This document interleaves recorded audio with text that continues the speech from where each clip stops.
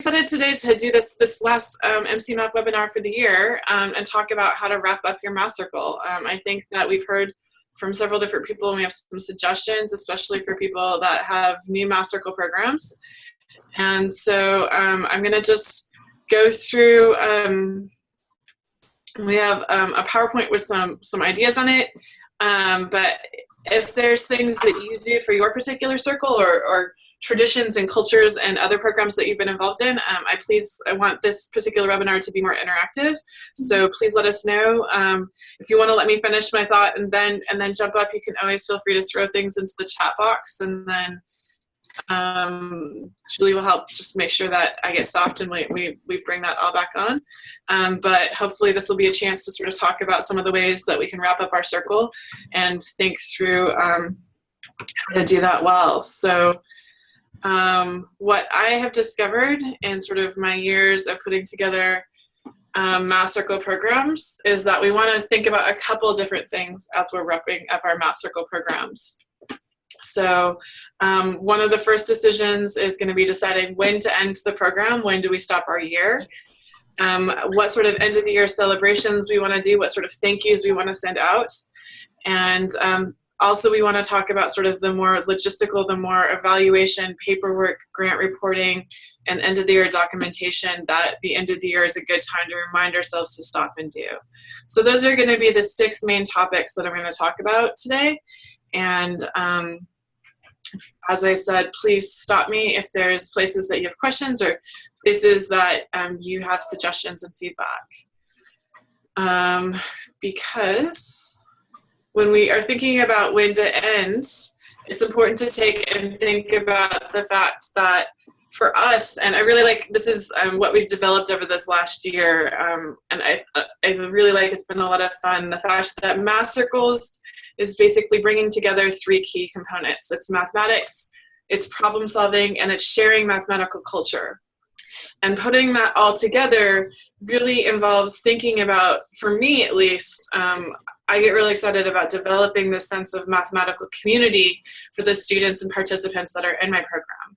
And so I really want to respect the community expectations and also the community restrictions. So one of the things that we discovered when we were in San Francisco is that the students in our program were coming from 4 to 6 different schools, and each one of those schools had to do standardized testing in April, but each one of those standardized tests were happening on different weeks. And what we saw in our program is that slowly over the course of April, less and less students came to Math Circle. So by the time, we'd started off with one of our classes had about 30 students, and by the time we got to our end of the year celebration in May, 5 students showed up. So instead of sort of getting to stop and celebrate our culture, celebrating the mathematics and the problem solving that we'd done over the year, our program just slowly closed off over the course of the quarter, over the course of April. And so what we started to do is we actually stopped the program in March before any of the standardized testing started for the schools, just so that our students would be able to leave with that feeling of positivity associated with Math Circle, so that they can sort of feel the sense of accomplishment around this community that we're trying to develop for them. And so that's one of the things that we've discovered for San Francisco. Similarly for I'm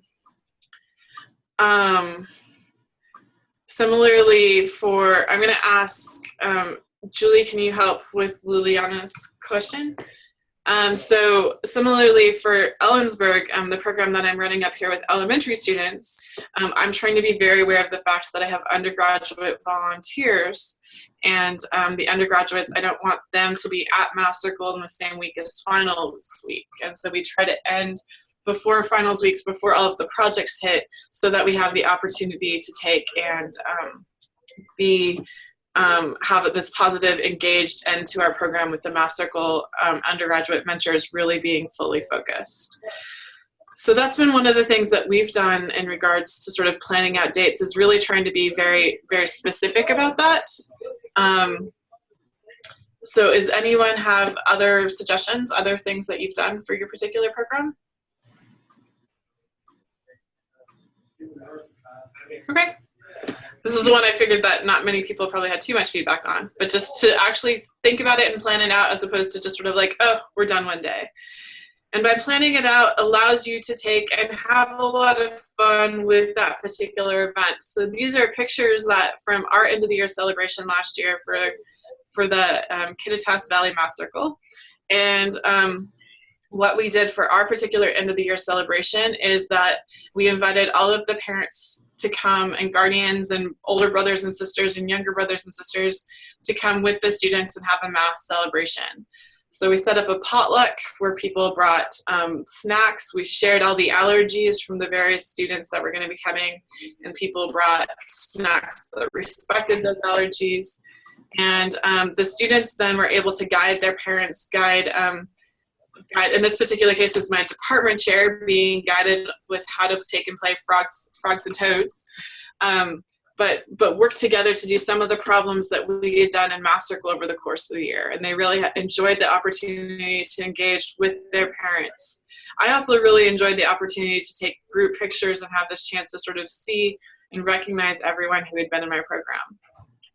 And so that's the sort of things that I try to think about as I'm planning out my end of the year celebration. I also try to make sure that I use it as a logistical, helpful aspect for my program. So at the end of our Math Circle, we send students home with details about next year's program.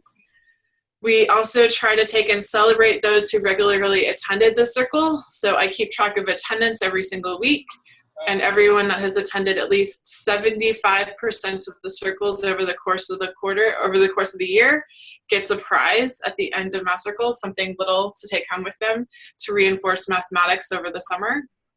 And we also had a chance to do group photos. We have tried to put together as much as possible a set of resources to get you started on this. So if we go over into the Google folders that are available through MC Map, you'll see that we have some end of the year schedules for other people's parties. We also have some end of year certificates.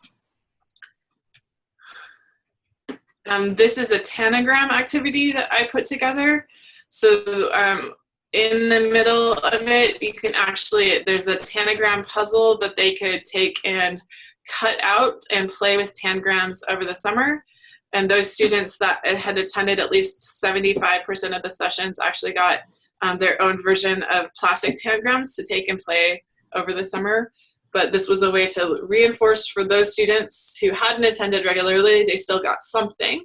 And then those students that had attended regularly, they got something a little bit more.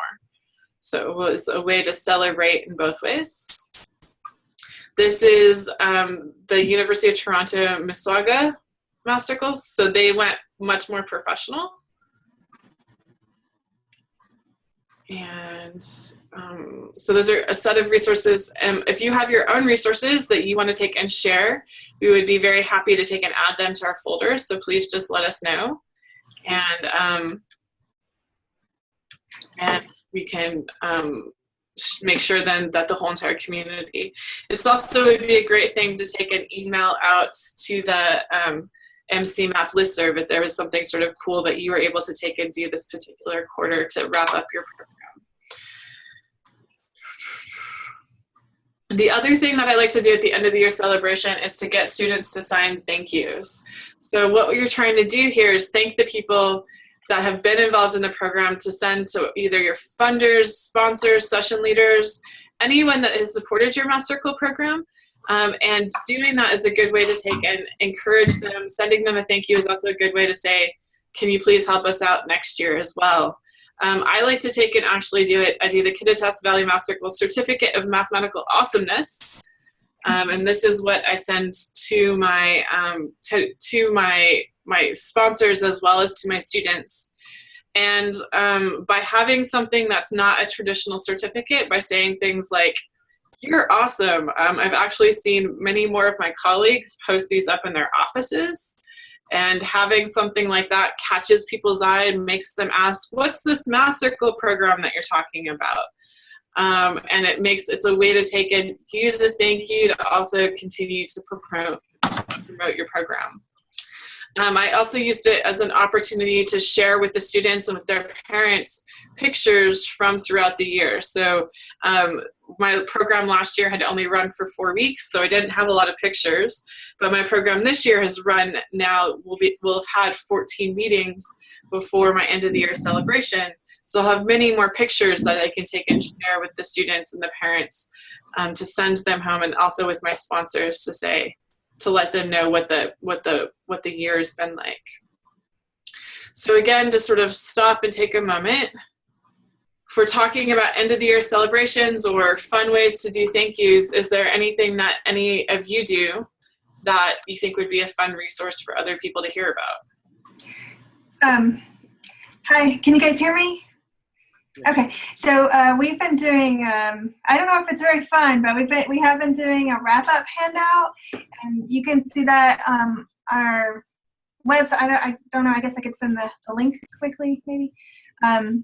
And we just included like games to play, like a picture list of games to play at home, and kind of a visual of the things that we had done, but we didn't think to include pictures of the kids actually doing the activities. And since I did include media releases, I guess I could do that for any kid who said they were fine with pictures. I think that's a great way to make it look a little better. Yeah, that's one of them there. Thanks, Brandy, for catching that off the web. So we've sent those home, and it seems like the parents always appreciate that. So. Oh, and Jane suggests that you can also have the next year's dates ready to announce. And I think one of the things I've discovered about that is by having them ready, it also forces me to be more on top of things. So one of the things I do like about putting the wrap-ups together or putting together next year's dates, any of these logistics to share, is that you're really helping yourself stay more organized for the program or everyone that's on your leadership. Thank you very much, Sarah. That's really awesome. I really like that.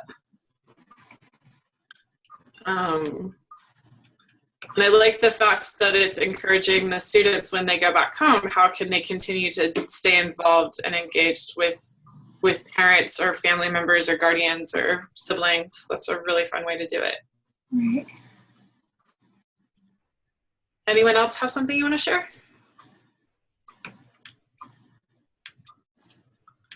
Oh, I can't hear you. Can you hear me now? Yep.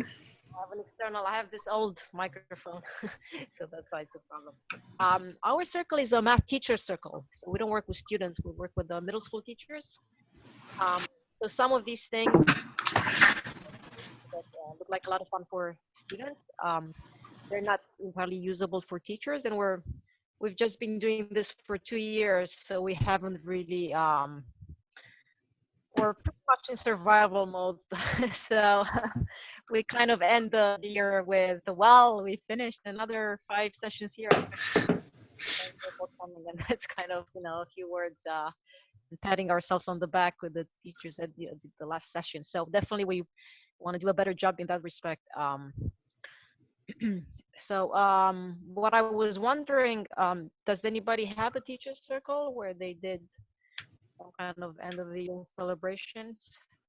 We haven't tried much yet, but from what you're saying, the idea that I'm getting is that maybe we take pictures of the sessions sometimes, so maybe we can do some kind of end of the year email to everybody who's on our mailing list with pictures, and we had fun, and thank you for joining us, and feel free to share this with colleagues, and especially these pictures to show the relaxed atmosphere, the fun times we have, maybe something like that. I'm thinking maybe we can do that. But if anybody else has experience with Teacher Circle and you have any other ideas, I'd love to hear about that. So Jane mentions that her Teacher Circle hasn't really done much special for the last meeting of the year. And I know that for myself, when I was running a Teacher's Circle in San Francisco or Oakland, it also became very important to pick the date very specially. So this became one of the ones that the end of the year meeting for teachers could actually be the one where everyone's the most exhausted, and we lost about half of our participants because they didn't want to come celebrate. So one of the ways that we dealt with that is we actually waited until after the school year had finished, and that was when we did the teacher event. There was a lot more freedom in working with teachers, and we had the opportunity then to sort of do something in a more informal environment. James, did you have something that you do with your math teacher circle? Really, can you hear me? Mm-hmm. Okay. Really, we're just going to have a final circle, which is going to include announcements that there'll be a couple of summer circles, some of the plans for the fall, one of which is to have a math festival, a city math festival, and roughly when we're hoping to have that. And then we're going to have an end of year party at my house. So, but a lot of what I'd like to get out to folks is to encourage them to encourage their colleagues to join the circle and to get us into their schools. The other thing that I've seen along those lines is making like the end of the year or something like that, a bring a buddy event. So sort of try to set it up so that it's very, very accessible in regards to the mathematics that you're doing on that session, and encouraging everyone to bring a friend. And so bring one other person from your department. And that can be a way to take and encourage the growth. Also, I'm sorry? We have the bring the body thing for every session. We encourage colleagues. But I like the idea to emphasize it for this last session and have a less challenging topic. Celebration. Yeah, everyone loves a party, right? And a math party. Can't get better than that.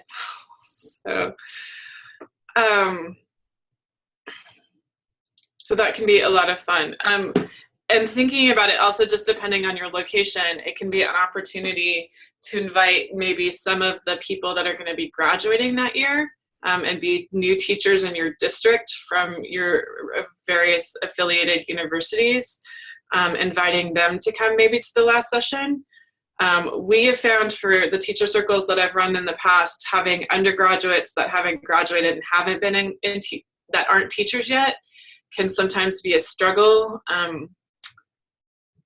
depending on who they are. But some undergraduates are so certain that they know everything about teaching that it can be a really hard fit to add them into a teacher circle, because they don't necessarily understand that it's part of being a community, as opposed to showing how much you know about teaching before you've taught.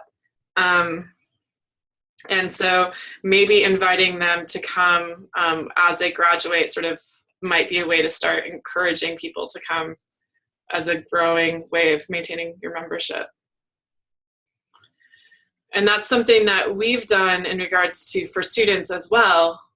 Sort of encouraging this last several meetings. I'm a little bit more flexible on grade levels for the end of the year sessions. In other words, finally, these third graders, I'm going to be a little bit more flexible that you can come to my 4th, 5th, 6th program because you're going to join our program next year. So if you're on the edge, like I don't want third graders joining at the start of the year because they're too much of a difference. But by the time that they're at the end of the year, the students are starting to get closer. So, and encouraging sort of like younger brothers, younger sisters to come to the end of the year celebration can be a way to sort of introduce them to the community before we actually have them join the community.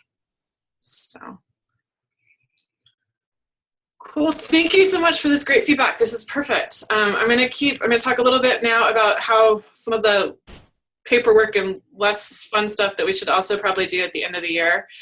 And at the same time, doing some of this stuff, although it can sound cumbersome, I think can really make a difference in regards to keeping your program going from year to year. So one of the things that I think is really important to do in your last several meetings is to do some form of evaluation, some form of feedback about the impact that the program has had, to prepare you for the next following year. So doing this can be really helpful in making decisions about possible program changes. It also is going to take and provide a tool to measure changes in skills, attitudes over the course of the year, which is going to be most useful if you have a pre-program survey. This is something that that we're working on in regards to I have research that I'm trying to take and do for Math Student Circle evaluation, and Brianna Donaldson at AIM is doing a lot with Math Teacher Circle evaluation. So contacting Brianna for the Math Teacher Circles, she's going to have a lot of resources in regards to pre and post surveys that are going to be helpful in regards to feedback for your program. In addition, we do have some of the online resources. So if we'll look really quick about what I put online. There is Circle in the Box has a very quick survey that you know, this is, you don't want the end of the year celebration to be spent half the time filling in bubbles. So it's going to be a hard balance for some of your programs to figure out the right way to do this. I know several of the programs that have teacher circles, they actually do it online through Google Forms, and then encourage teachers, you know, log in with your phone or log in with the computers, laptops, and then do it as a way to take and collect the information.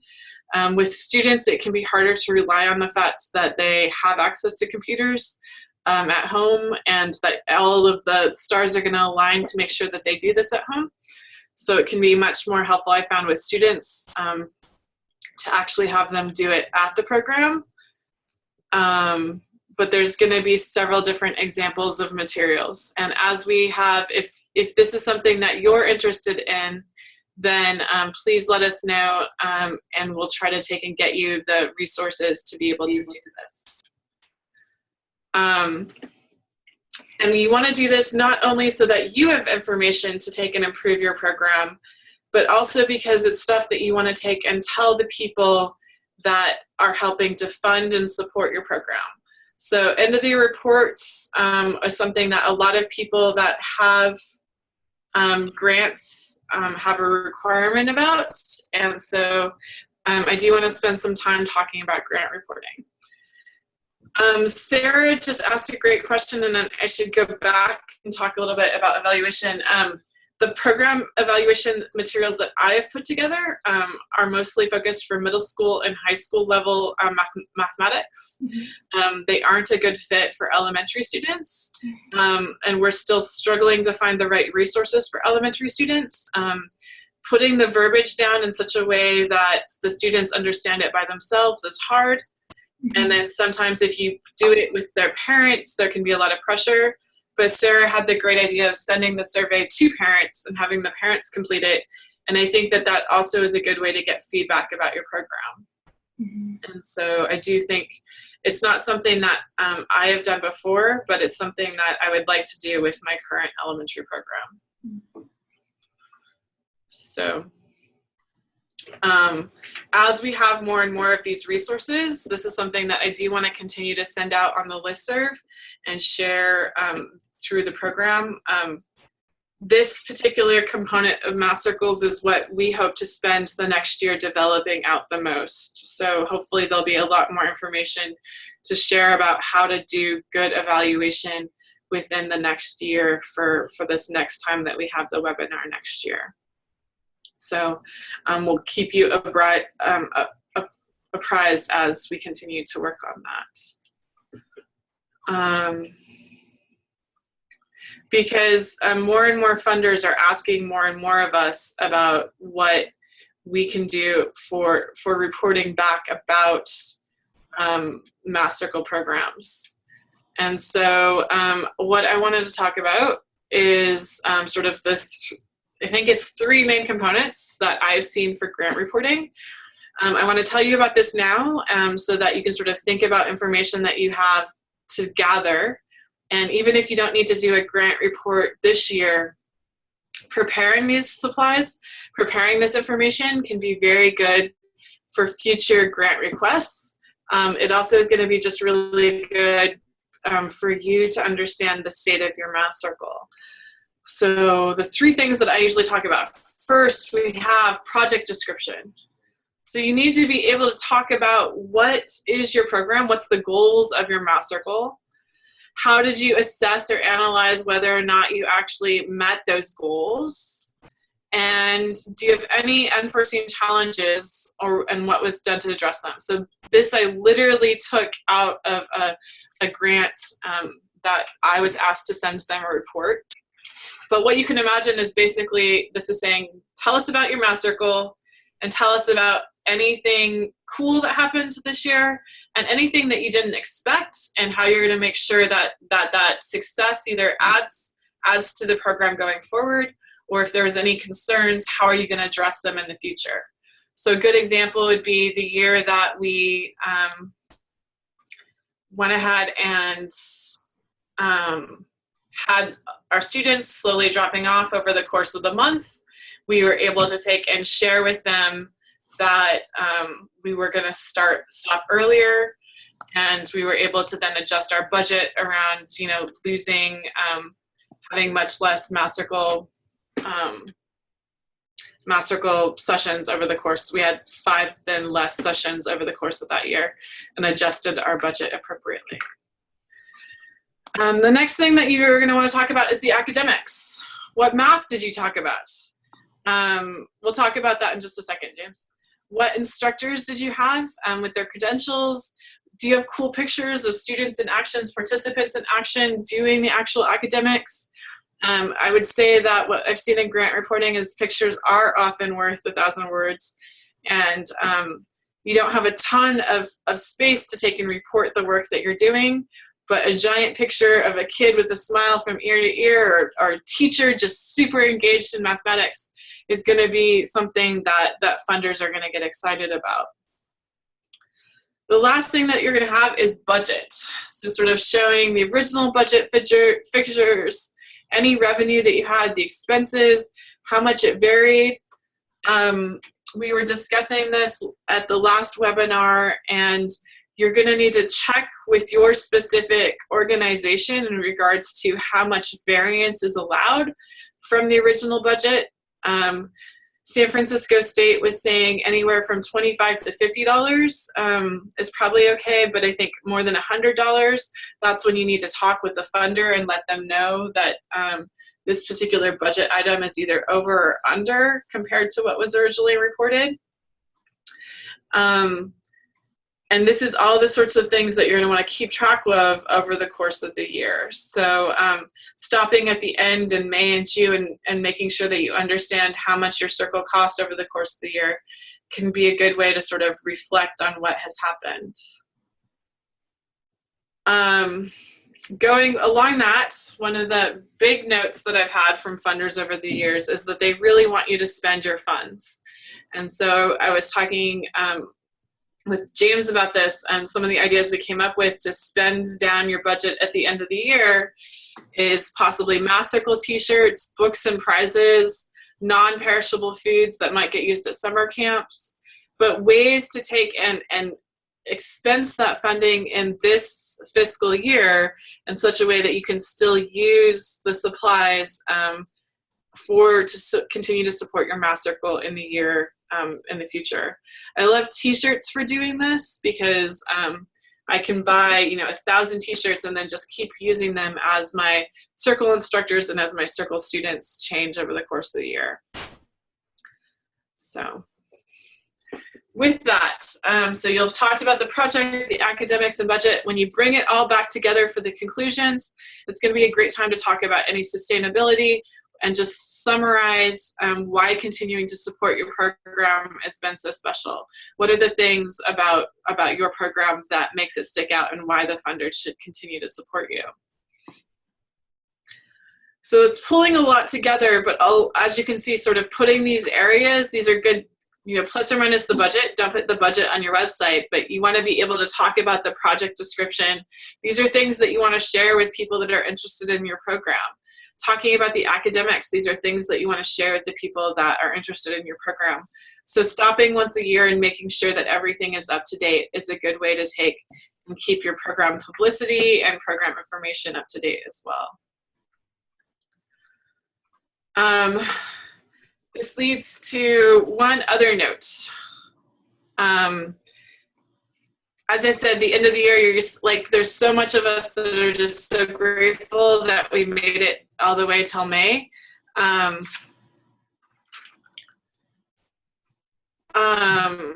Yes, I will, Jane.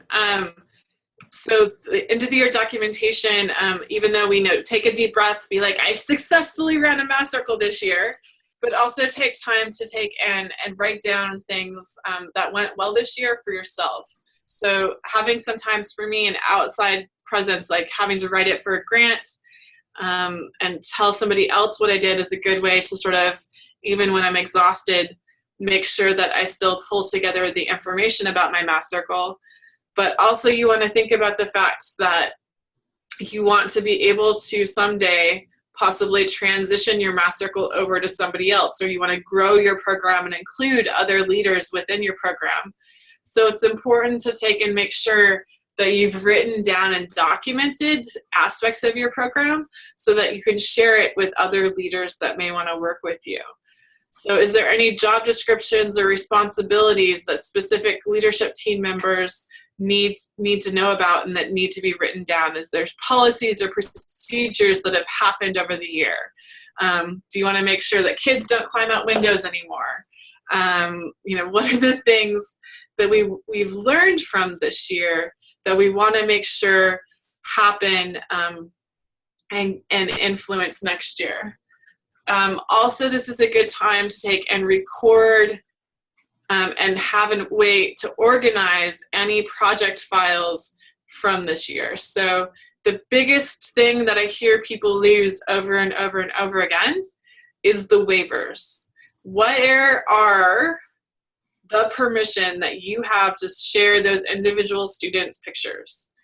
You need to know where that is. And that's going to be something that 3, 4, 5 years from now, you still need to know where that is. And so one of the things that I think is really awesome is that we now have so much more storage space electronically.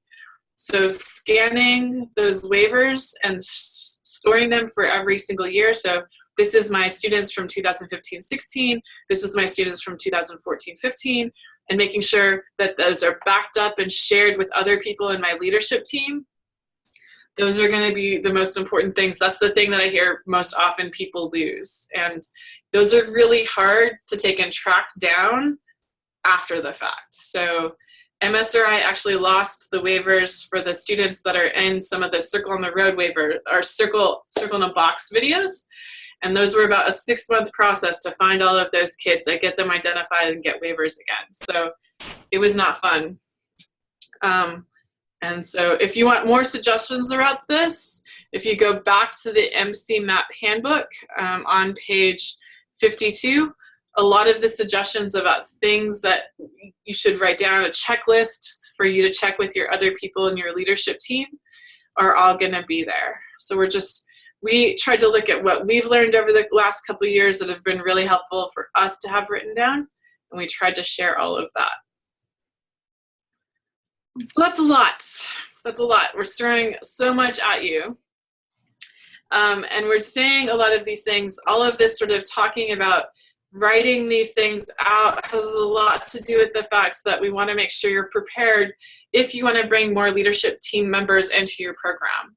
And so these are the sorts of things that we've learned trying to 3, 4, 5 years from now write down everything about your program and be able to go on sabbatical is really not as much fun as sort of just once a year sitting down and trying to add a little bit to the documentation. So that's been a lot of me talking. I see there's some questions. Before I start addressing questions, does anyone have something that they want to take and share in regards to what you've learned for this sort of writing down process? Has there been something that works really well or anything like that? I would just reiterate the importance of having those media permissions accessible, because when people started to hear about our circle, they go, oh, I want to write about that. And they always want to include a picture, and maybe it was, you know, your good pictures are 2 years back. And you have to, I personally had to flip through a lot of paperwork and pull out half-torn sheets from the first version of media releases we did, which were like tear off a sheet on a big piece of paper, and it was a mess. So I like the idea of scanning it, storing it, and knowing who can and cannot be in those pictures, because you'll be surprised if you're in a small town like us, like Math Circle's a great little write-up on a slow news day. So, you know, it's nice to have those accessible. That's a great point. I also struggle, and this is what I need to get better at, is, and I liked how we did it with the NAMC, is I don't actually know who those individual students are. I'm really focused on my undergraduates successfully running lessons, and my undergraduates are the ones that have more of the one-on-one relationships. So they're the ones that know individual names. And so I like the idea of sort of like a picture with the name. This is who this kid is. Because I think that'll make it easier to find those later on. Good point. I would contribute that running a math teacher circle, that I make effort every time to have the people that come, and not all of them are teachers, some of them are affiliated with local STEM organizations, to use it as an opportunity to get me either into their schools, to lead sessions with their students, or in encouraging the STEM organizations to get circles into their program. Like that. And there is the advantage with teacher circles, you have a little bit more flexibility as they are adults. There's more of like them saying, for sure, I don't want my picture shared. And that's also something to be aware of. So we need waivers for adults as well. That's something that we kind of neglected so far. We didn't have any official media articles or anything like that. So we didn't have to worry about that until now, but I think we should have it in place. Is there somewhere that we can use? It's implied actually with adults. There's this whole weird thing that as long as you're over 18, for the most part, you don't need to collect it. But I still do for a lot of my adults. I actually have them sign the full waiver. And they always are like, why do you need my emergency contact information? And my whole thing is like, I would rather have like your wife or husband's or mother's phone calls, so that if something does happen, you choke on something, you have something happen, and that I can still call. Like the reason that the probability that I have to use it for a kid or for an adult is still very, very low, but I would rather have it. So for even my teachers, I always had them sign the full waiver. So there's examples of my full waiver as well as smaller media requests in the folder. So. And I have a question. So this time we have maybe 20 kids, but there's one kid who has no media waiver. So should we never post like a group shot because he'll be like the only person not in it, or just focus on small groups? Do you know what I mean? When you have those people who say no, or their parents in this case say no, how do you manage showing off the kids without making it stand out? Oh. I've been so lucky because I haven't had to do this. Yeah. I was like, why no? Why did you say no? But it's your choice. But like I haven't even taken a group photo yet because I didn't want to be like, now you step out or stand to the edge so I can crop you out. But I guess maybe we could do that. You can show the back of their heads, right? You just can't do anything that's facially identifiable. So I think I would just always orient pictures so that they're from the back and do it that way. I also am very open to, if students start to say like, no, I don't want to take my picture, I don't care if I have it written down with parents, like I stop.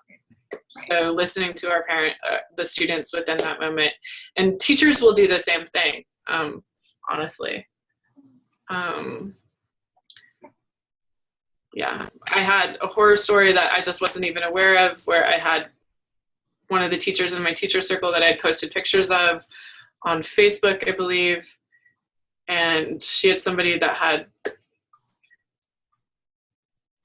was electronically stalking her, that I then had to go through and remove every single picture of her off of Facebook. So, because he was putting very aggressive comments within the comment section. And so it was one of those things that she didn't feel open to share about it until all of a sudden she's like, can we please make this, you have to pull it all down. So being aware and I bring that up not so much to scare people, but more of like, it was important then that I have access to Facebook to be able to react to those quickly. So if you have multiple people on your leadership team, knowing how to pull images down too very quickly is going to be something that's going to be important, just if there is boundaries.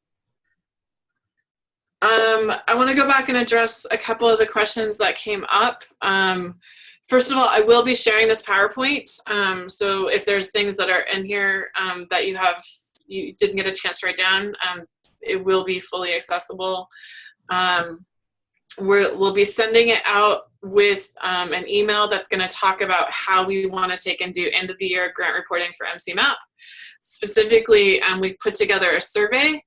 And so we're going to ask you to participate in 2 surveys. I'm actually going to just, I guess, put it up really quick. It says 2 things. You don't need to see a slide. First of all is we have an end of the year survey that we're going to be sending out to the whole entire country, to everyone that's doing math circles, basically saying how many sessions, how many students. We have a lot of estimates that we've done in regards to how many students and teachers have been impacted by math circles, but there hasn't been a good national study of this. And so this is our first attempt to do that. Is once a year, we're going to be sending out emails. Please tell us about your program. We anticipate that survey will take about 20 minutes. We'll be sending that to the circles. So you're running Shippensburg Math Circle, just one person fill out the survey, or work together, fill out the survey. To the individuals that have been in MCMAP, we're going to also send you an end of the year survey about your experience in MCMAP. So for Shippensburg, Sarah and Lance would fill those out separately. So we were trying to figure out how to do this best, and that was what we decided. We wanted to hear from the individuals for the MCMAP survey, and then for the national survey, where we're just trying to understand math circles in general, we just need to hear from one person at your math circle. The MCMAP is going to be a lot of like, this is, the webinars were helpful, or this webinar was helpful and this one wasn't, and then as well as sort of just checking in about suggestions for what materials we can develop for the following years. And we hope to send those out, if not by the end of the week, then early next week.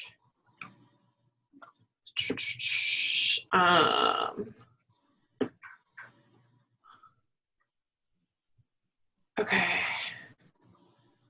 I'm going to go back to, in regards to the grant question, also stockpiling. MCMAP, if you do have an MCMAP award, I believe everything that we've heard from MSRI, you're welcome to stockpile. We don't really care. But if there's any concerns, then send us an individual email and we're happy to take and talk with you. But that is a good thing to either run by whoever is running your grant. So if it's institutional grant or if it's a foundation grant, talking to them and making sure that they know it's best. When I used to be funded in San Francisco, there was this whole idea that if you were carrying over, they would just reduce your grant by how much you were carrying over. But they didn't want us to see it like stockpiled and growing and growing and growing, because then why did we ask for that much money? And so what we were able to do is like tie it into, well, this happened this year, or this happened this year. But what we really focused on is around December, I'd stop and meet with everyone else in my leadership team and say, where are places that we're going to be over budget? Where are places that we'd like to spend more money? Where are we going to be under budget? And then we adjusted our budget to make sure, so trying to do that mid-year and checking with the funder mid-year to say, we'd like to adjust it in this way. And they were very supportive. So that'll be a good thing for you to do next year, if that is something that you're worried about in regards to your budget being off. And then I'm just going to read this comment out loud. Jane said that one of her statistician colleagues was able to conduct a study and do a report that correlated teacher participation in our program with increased student standardized test scores. That's awesome. Well, the study was of limited value, imperfect sampling, not huge increases, etc. This was very helpful to have. So that is a great study. So if you can work with other people at your school to take and do evaluation, if you have grad students, this would be a great grad student research project, things like that. This would be great partnerships for you to support your program going forward. So those were the key topics that we wanted to talk about today. I wanted to talk about when to end, how to party, sending out thank yous and evaluations, other sort of logistical and budget and end of year documentation. Is there anything else that people are thinking about or sort of suggesting or excited about for your end of the year celebration that we should check in about? So that at the end of the year, it's a good time to also get your committee together to work on fundraising, or any time of the year is good for fundraising. Well, and especially if not all of you are coming every meeting, making sure that all of you are coming together at the end for everyone that's on your committee, your leadership team, to make sure that you all do talk, not just on paper, not just recording it, but just talk one-on-one in person. One of the things that I always tried to do is give people permission, right? So let's not just assume that everyone's going to keep going every year, but let's actively make the decision that I'm going to continue to be a leadership member. And it can actually really make a difference in the psyche of people participating. Like, are we stopping and saying, yes, I still want to do this, or I'm doing it just because, well, I haven't said no yet. So it can make it emotional. That's the point. And we do phone conferences. We have 2 middle school teachers who are members, and it's hard for them to come to campus. And a retired professor and I and another current faculty are the only ones on campus. So most of the time we do conference calls, and even those have more time for. So definitely the end of the year is time to also bring up this issue. Who wants to? But you still find continuing.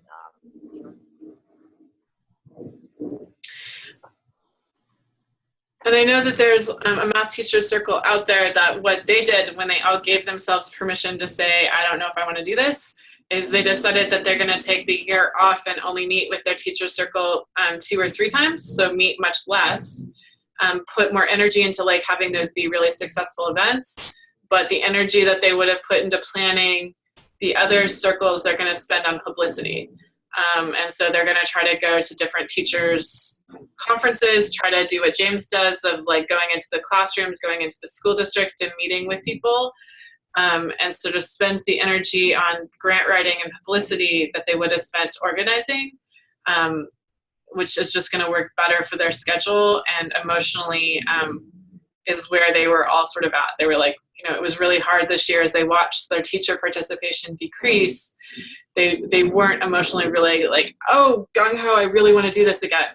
And so this was something they felt like if they, over this year, if they're able to get more buy-in, if they're able to get a grant to actually fund it, then they'll all come back together as a leadership team and make it bigger again.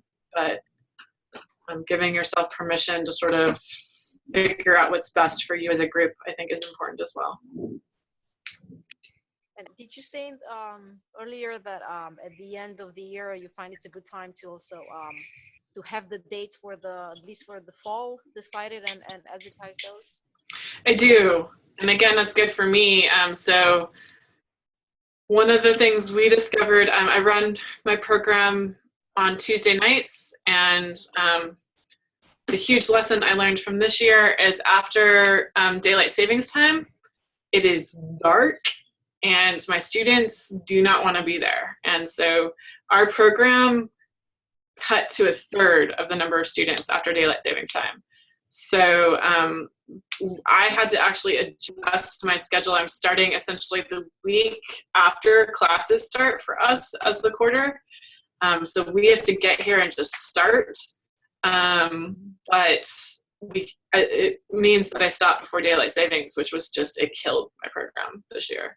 But that's because I work with little munchkins, so they can't stay up late. Mm-hmm. With teachers, the teachers on our committee, they were the ones who said that we kind of need to decide the dates for the new year in August, because they would know when the professional days are, whatever, when they do other events for teachers.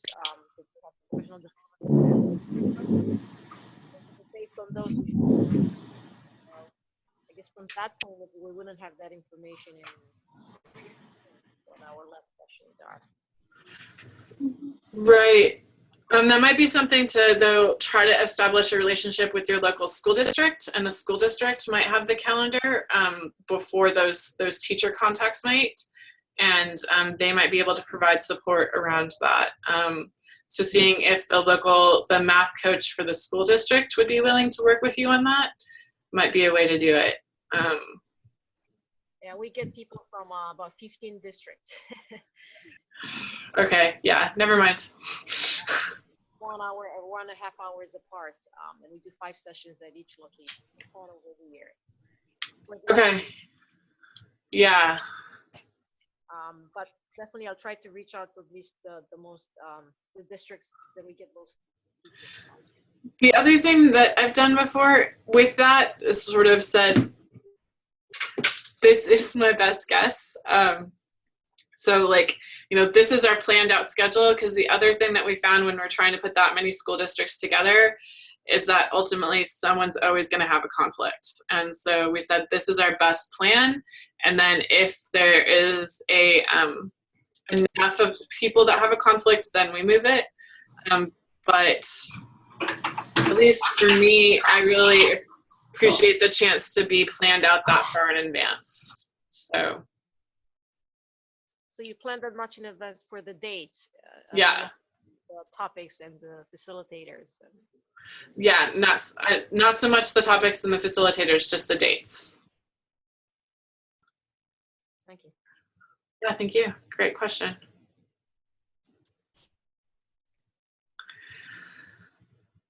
Okay. I've really appreciated this. Has been a great set of questions over the course of today. If anything else comes up, please let me know.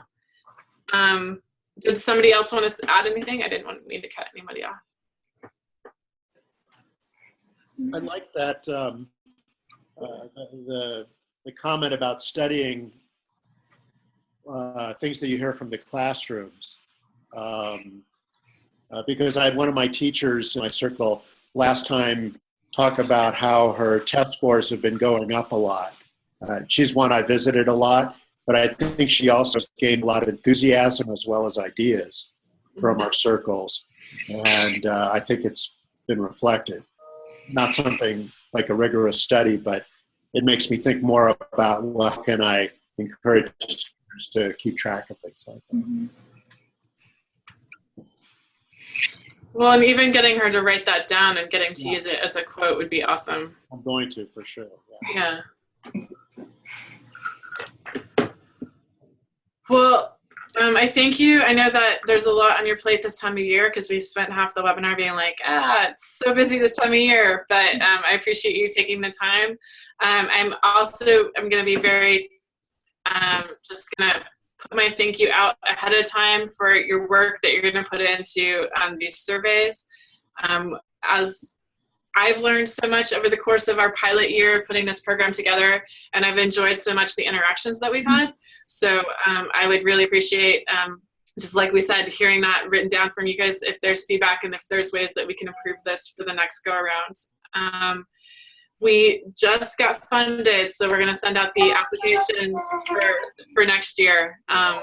So the workshop will be in September, and we'll be sending information out so that you can share that with your colleagues and friends, and friends want friends to run math circles. So then you can send ideas back and forth. With that, I wish you all a wonderful Wednesday. Yep, let's go with Wednesday.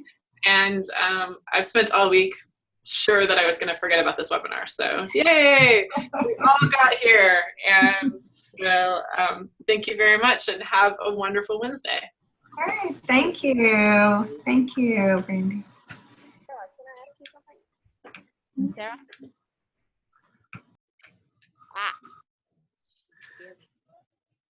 I'm sure if you email her, I can send you her email really quick. Yeah, she mentioned some topics that she did that we're considering that pancake flipping thing for a future session. Okay. And we've just done math tricks and games, which I think she said she was planning to do. And we can definitely, I think, exchange some material. Okay, that would be great. Do you have her email? I have it right now. I can send that to you. Post it in the chat. Yeah. And Lance. What university is she from? Shippensburg. And she's working with students, not teachers, right? Right. She's working with elementary students, but I think that they would appreciate any sort of feedback like that. We do have something that involves multiplying by fingers. Oh. The main question is, why the trick works. So I guess it would be, I don't know at what level. The teachers that we worked with were from 3rd grade to 8th grade. I think that would be great for her. Who's Brian Larry? He posted something else. Another. So Sarah and Lance are married. Oh, okay. They run the math circle together. So if you email either one of them, it'll bust. That behind it? Yeah, that was Lance. All right. Thank you so much. Yeah, thank you. Have a wonderful day.